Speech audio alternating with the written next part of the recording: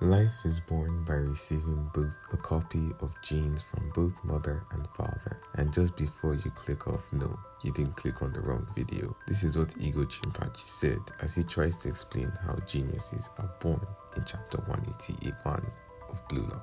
Now, earlier, as I mentioned, in order for life to be created, genes from both parents are needed. However, at times, a child is born with characteristics that can't be found in either of his parents. Ego Jinpachi explains that this is a copy error, or for more scientific term, I would say it's due to a slight genetic mutation. For example, they may be taller or faster than their parents. Ego further explains that in most cases, people are born like this are ostracized and lose out in competition. Hence, they fail to pass on their genes. And the other times, it's due to good environment, they thrive and increase through natural selection. These characteristics that were once seen as a mutation eventually become the norm of the species. This continues eventually. A creature that is completely different from the original is born. This is evolution. Henry, though, doesn't understand exactly how this has anything to do with football. And then Ego explains the theory he has about talent. Ego believes that all the evolution in humanity are all the same.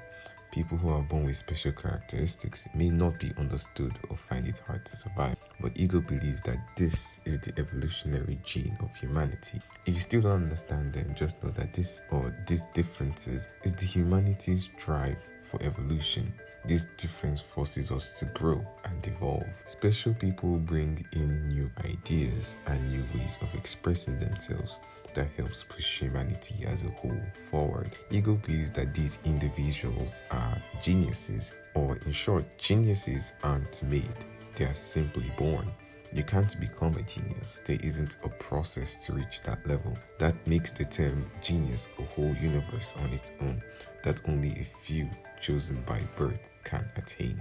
But as they are geniuses, they are also those who push humanity forward by analyzing and creating tactics based on geniuses. These prodigies, unlike geniuses, aren't born with insane physical attributes, but rather they have to adjust themselves to reach the level of geniuses.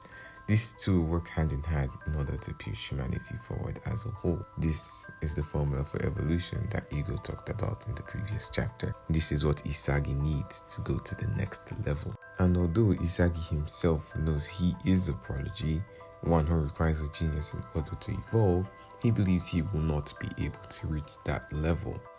And this does make sense that Isagi is a prodigy. As you guys know, if I did mention, I'm not sure if I did mention that in my previous video, I did mention that Isagi isn't, like I did mention in my previous video, Isagi isn't a genius. I think that much is already known, but you could say he's a genius of adaptation. Isagi, much like most characters in fiction, is born with one of the most broken abilities you can think of, and that is adaptation. Isagi constantly adapts to those around him, especially geniuses, and this has taken him to far higher levels than he could have imagined.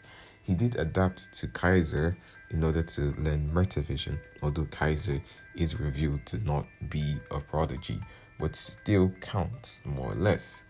And this shows us a great insight in what Isagi hopes to be. And I have very high hopes for the next chapter, as I believe there's probably going to be a team up between Kaiser and Isagi, and this is probably going to be a major turning point in the story, probably bigger than anything we've ever seen.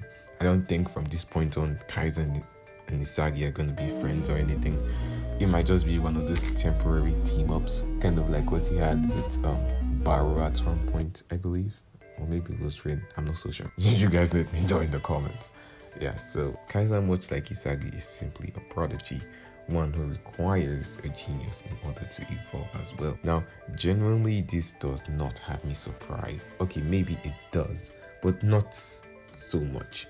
If you look at all the feats Kaiser has done throughout the series, all the crazy feats like his Kaiser's impact and whatnot, those aren't necessarily physical attributes that you're born with. Those are acquired through rigorous training and multiple other activities. So it doesn't surprise me so much that Kaiser is also a prodigy, but throughout the series, it was always leaning towards the fact that he was a genius. I'm not saying this is a plot hole, but it actually makes too much sense compared to what happened in the previous chapters. And to be honest with you guys, this chapter did not disappoint. And although it was a bit surprising that Kaiser turned out to be a prodigy, not a genius, it still goes beyond being said that the chapter was really great. It gave us much in-depth analysis of the series. It added to the lore, and it kind of showed us what's next for Isagi. I'm thinking of doing a video about that. Let me know you guys' thoughts in the comments. And with that being said, that's done for me. You guys, like, subscribe, join the channel as I post more Blue Lock content like this. With that being said, I'll catch you guys on the next one. Peace.